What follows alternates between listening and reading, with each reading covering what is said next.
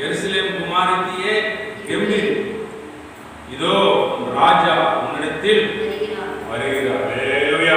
ஒரு நிமிஷம் நாங்கள் மூடி நம்ம சொல்லிக்கலாம். நல்ல ஆண்டவரே உம்மை ஸ்தோத்திரிக்கிறோம். நல்ல நாளுக்காக நன்றி. ராஜா என்னிடத்தில் வருகிறபடினால்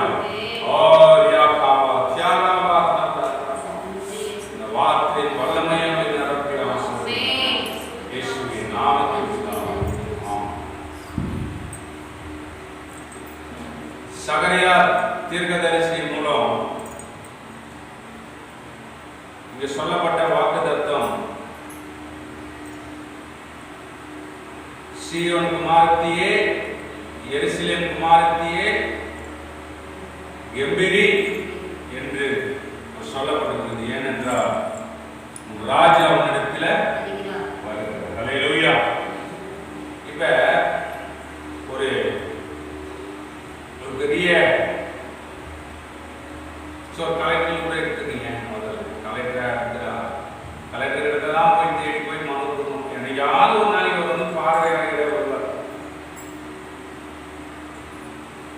முதலமைச்சரை போய் பார்க்கணும்னு நம்ம தான் ஏதாவது நம்ம தேவையில்லைன்னா போய் என்ன செய்யணும், பார்க்கணும், மனு கொடுக்கணும். ஒரு சில காரியங்கள் இருக்கணும்னா கலெக்டர் ஆஃபீஸ் போய் தான் நம்ம மனு கொடுக்க வேண்டியதாக இருக்குது, தேடி போவோம். ஆனா நம்ம பார்க்குற இந்த ஆகாயத்தையும் நம்ம சொல்லலாம். அந்த சராசரங்களை உண்டாக்கின ராஜா நம்மளை தேடி வந்தார். நம்மளை தேடி வந்தார், இந்த பூமியில வந்தார். வரவர் சொன்னாங்க இல்லையா, எது மேல ஏறி வராதா? துக்கின் மேல ஏறி வர்றாரு. அது ஏறி வரனாலதான் இன்னைக்கு உலகம் என்ன பண்றாங்க, ஞாயிறு சொல்லி இன்னைக்கு எல்லாரும் என்ன பண்றாங்க, அதை புகழ்ச்சியாக பாடுறாங்க. நான் என்ன சொல்றேன்னா,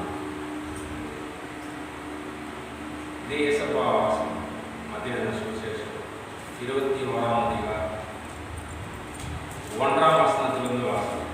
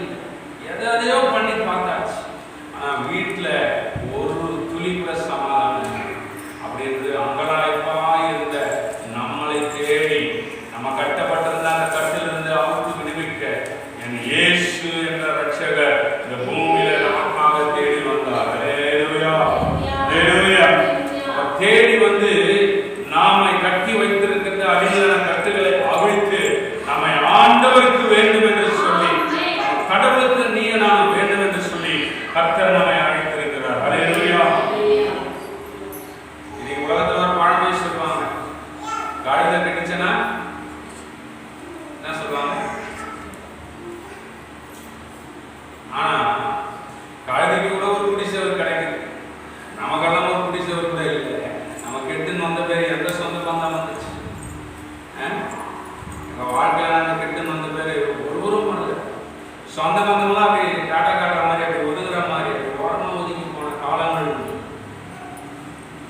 மனிதர்கள் நம்ம ரொம்ப வறுமை தரித்திரத்தில் இருக்கிறோம் என்று தெரிந்தால் சொந்த பந்தம் கூட நம்ம கிட்டத்தில் என்ன பண்ண மாட்டாங்க, வரமாட்டாங்க. ஒரு ஆபத்தில் இருக்குன்னா ஒருவரும் நமக்கு உதவி செய்ய வரமாட்டாங்க. ஆனா நல்ல வசதியா இருக்கிறான்னா எல்லா சொந்த பந்தமும் தேடி வரும். இந்த உலகமே அப்படிதான். ஆனாலும் நீங்களும் நானும் இந்த உலகத்தில் இருக்கிற சர்வகோடி மனிதர்களும் பாவ இருளில் வாழ்ந்து கொண்டிருந்த பொழுது கடவுள் நம்மை இருளில மாட்டிக்கொண்டிருந்த பொழுது கடவுள் நம்மை இறங்கி வந்து இருளின் அதிகாரத்திலிருந்து விடுதலையாக்கி, பாவ சாபத்திலிருந்து விடுதலையாக்கி நம்மை தேடி இயேசு இந்த உலகத்தில் வந்தார். அல்லேலூயா.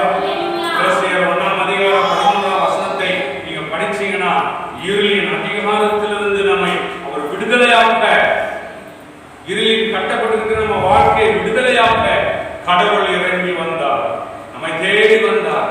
நானும் தேடி இயேசு கிட்ட போல இயேசு தான் என்னை தேடி வந்தார். அல்லேலூயா.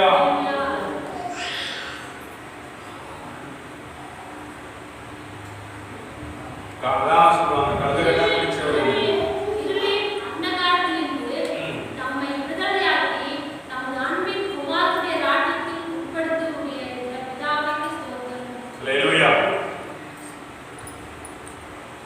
இன்றைக்கு இந்த கழுதை போல நம்ம எந்த விஷயத்துல கட்டப்பட்டிருக்கிறோம்? வேலை வரணும் உங்க வீட்டில் இருக்குதா? வியாதியில நீ கட்டப்பட்டிருக்கிறியா? இல்ல போராட்ட பிரச்சனை, இல்ல கடன் பிரச்சனை கட்டப்பட்டிருக்கிறியா? கவலைப்படாத, இயேசு இன்னைக்கு உங்க கட்டுகளை வைப்பார். அல்லேலூயா. அல்லேலூயா. சங்கீதம் 146:7 படிச்சீங்கன்னா அவர் கட்டுண்டவர்களை விடுதலையாக்குவார். படிங்க சங்கீதம்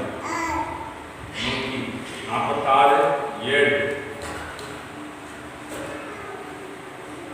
அவர் ஒடுக்கப்பட்டவர்களுக்கு நியாயம் செய்கிறார், பசியாய் இருக்கிறவர்களுக்கு ஆகாரம் கொடுக்கிறார், கட்டுண்டவர்களை கர்த்தர் விடுதலையாக்குகிறார். கட்டுண்டவர்களை கர்த்தர் விடுதலையாக்குகிறார். எத்தனை விதமான போராட்டங்கள், பிரச்சனைகள், வியாதிகள், வறுமைகள் இருந்தாலும் இயேசு அவையிலிருந்து விடுதலையாக்க அவர் வல்லவர்.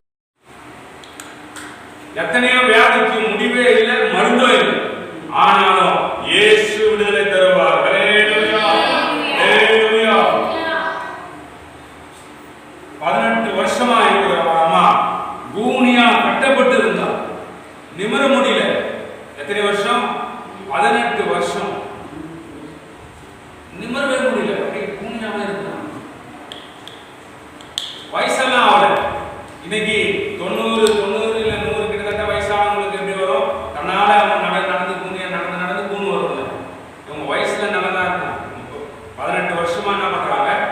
கட்டப்படுறாங்க. லூக்கா சுவிசேஷம் 13ஆம் அதிகாரத்துல அப்போது 18 வருஷம் இளவினப்படுத்தும் ஆவியை கொண்ட ஒரு ஸ்திரீ அங்கே இருந்தாள். அவள் எவ்வளவு நிமிரக்கூடாதபடிக்கு கூனியாய் இருந்தாள். இயேசு அவளை கண்டு தம்மிடத்திலே அழைத்து, ஸ்திரீயே, உன் பலவீனத்திலிருந்து விடுதலையாக்கப்பட்டாய் என்று சொல்லி அவர் மேல் தமது கைகளை வைத்த உடனே அவள் நிமிர்ந்து தேவனை துதித்தாள். 16 படிங்க. இதோ சாத்தான் 18 வருஷமாய் கட்டியிருந்த ஆபிரகாமின் குமாரத்தியாகிய இவளை ஓய்வு நாளில் இந்த கட்டிலிருந்து அவிழ்த்துவிட வேண்டியதில்லையா என்றார். அல்லேலூயா. அதே ஓய்வு நாள்ல ஞாயிற்றுக்கிழமை கழுதைக்குட்டியும் தாவீதையும் விடுதலையாக்கி ஆண்டவர் கொண்டு வந்தார். அதே போல 18 வருஷமாய் பலவீனப்படுத்துகிற ஆவியில கட்டப்பட்டிருந்த இந்த மகளுக்கு என் ஆண்டவர் அன்னைக்கு விடுதலை தந்தார். அல்லேலூயா. நோயில கட்டப்பட்டிருந்த அவளை கர்த்தர் விடுதலையாக்கி அவிழ்த்து விட்டார். இன்றைக்கும் கூட உங்க வாழ்க்கையில் இருக்கிற எப்படியாப்பட்ட கட்டுகளா இருந்தாலும் இயேசு விடுதலையாக்குவார். அல்லேலூயா. ஏன் விடுதலை தருகிறார் என்றால் நீங்கள் என் இயேசுவுக்கு வேண்டும். யார் வேணும்? என் கர்த்தர் உங்களை கர்த்தருக்கு வேண்டும் என்று சொல்லி உங்களை கட்டுகளை அவிழ்க்க வல்லமை உள்ளவர். அல்லேலூயா. அவர் வெற்றியின் மனிதர், அவர் விடுதலை தருகிறவர். வசனம் சொல்லுகிறது, குமாரன் விடுதலையாக்கினால் நீங்கள் மெய்யாகவே விடுதலையாவீர்கள். அல்லேலூயா. கர்த்தர் கர்த்தல கட்டப்பட்ட நிலைமையில் இருந்த அந்த நாள்ல இருந்த அந்த கழுதையை விடுதலையாக்கினது போல இந்த நாள்ல எப்படியாப்பட்ட வியாதியில் இருந்தாலும், எத்தனை வருஷமாய் பலவீனங்கள் இருந்தாலும், இந்த போராட்டம்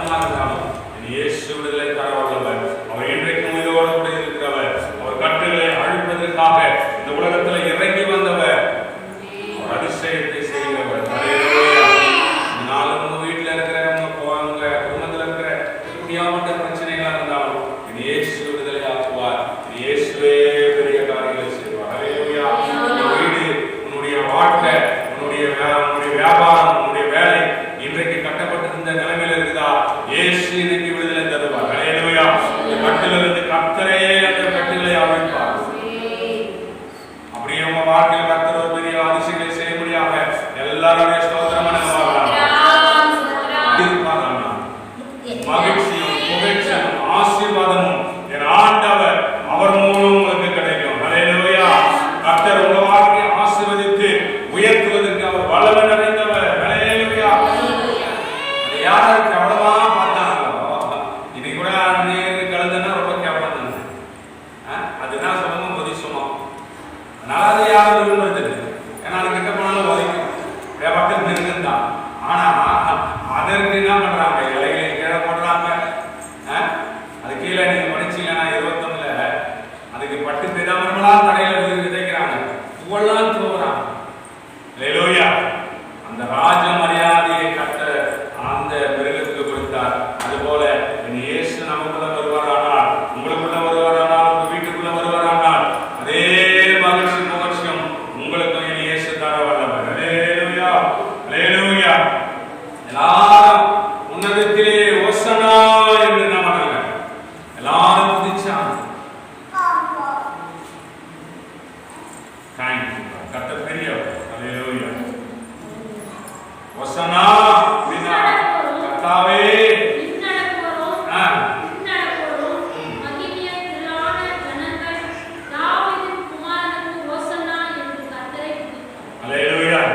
எல்லாரும் துதிக்கிறாங்க. யாரை பார்த்து? முன்னாடி யாரை பார்த்து? தலை நல்லா நிமிர்ந்து நடக்கிறார். யாரு?